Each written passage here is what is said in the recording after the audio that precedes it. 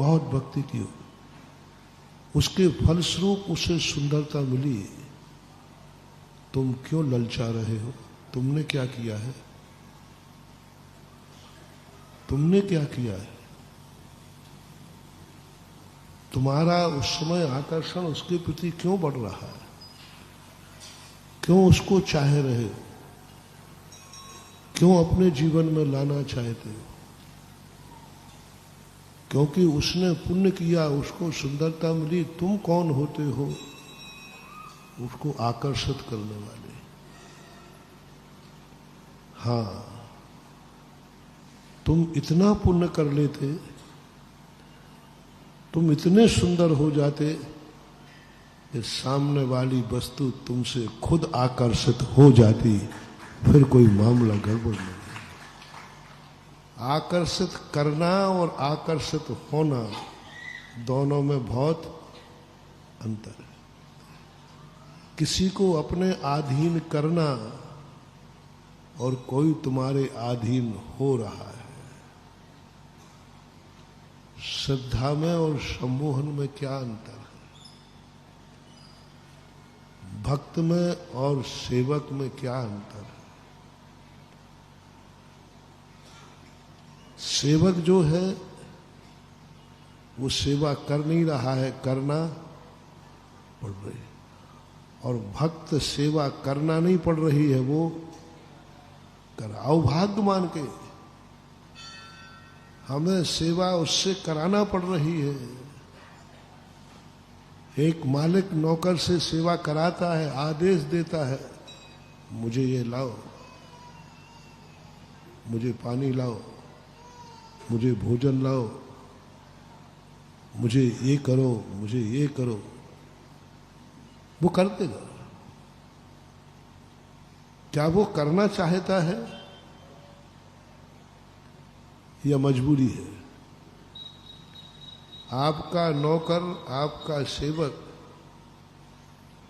साधुओं के पास से सेवक क्यों हटा दिए महावीर स्वामी ने? साधुओं से कहा कि नौकर के अधीन तुम अपनी जिंदगी मत लेना। मैं आपसे पूछता हूं, आपके घर में नौकर है, वो आपके कार्य कर रहा है, वो कर रहा है कि उसे करना पड़ रहा है? अभाग्य मान के कर रहा है कि दुर्भाग्य मान के? बस कहाँ तक फलेगी वो सेवा तुम्हें? उसके दुर्भाग्य पर तुम्हारा सौभाग्य हो रहा है, उसके पाप के उदय पर तुम्हारे पुण्य की खेती हो रही है। तुम्हारा पुण्य का उदय है कि तुम्हें नौकर मिला, लेकिन जो मिला है उसके पाप का उदय की पुण्य का उदय है। किसी के पाप के उदय पर तुम्हारा पुण्य लहराएगा, किसी के आंसुओं पर तुम्हारे चेहरे पर मुस्कान आएगी, किसी की मजबूरी पर तुम जाकर के कहोगे मैं सेठ हूं, ये मेरा नौकर है। बहुत बड़ी पैथी है। महावीर स्वामी ने बहुत बड़ा अपने सर्वज्ञान के माध्यम से ये सूत्र दिया। तुम किस पर इतरा रहे हो?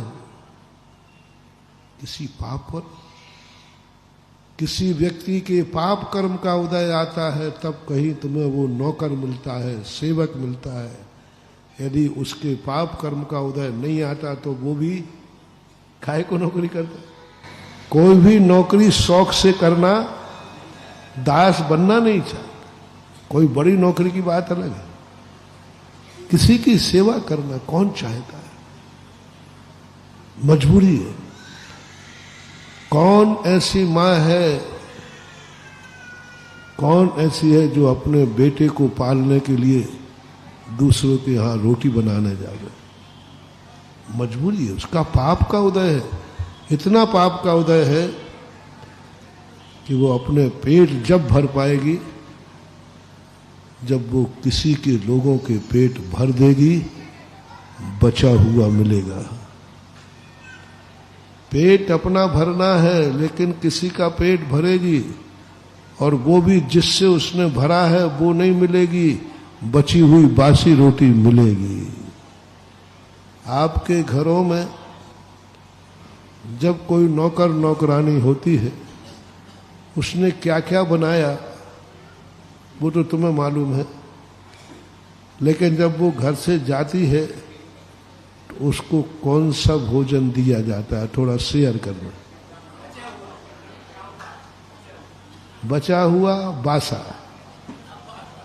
उसने बनाए तुम्हें ताजे ताजे ताजे हैं, लेकिन उसको तो वही बासी रोटी ही नसीब होती है। वो घर जाकर के कहती है, माँ आज लेट क्यों हो गई? बोले जिसके यहाँ मैं रोटी बनाने जाते उनके यहाँ मेहमान आए थे, आज उनका जन्मदिन था, शादी की सालगिरह थी, तो इससे क्या?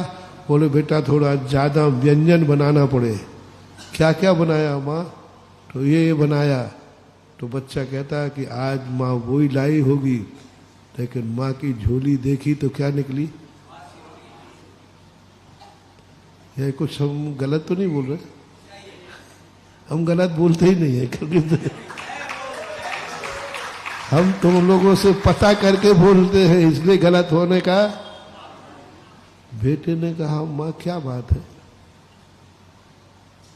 तुमने उस सेठ के लिए इतना सब बनाया, उसको खिलाया, उनके परिवार को खिलाया,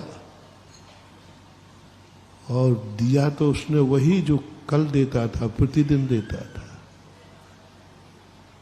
बेटा इसमें माँ तो इसमें कुछ नहीं। बेटा यही हालत होती है नौकरों की ही।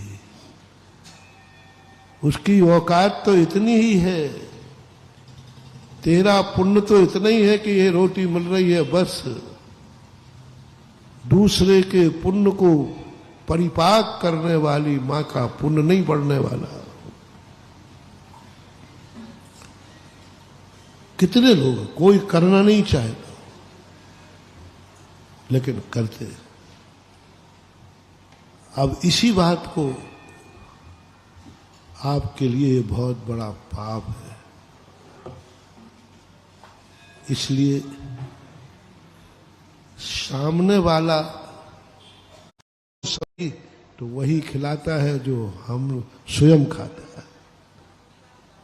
अब यही स्थिति देखना, धर्म में परिवर्तित करता हो। ऐसा श्रावक, सच्चा श्रावक, सम्यक दृष्टि जब ही खा सकेगा जब वो दूसरे को खिला देगा।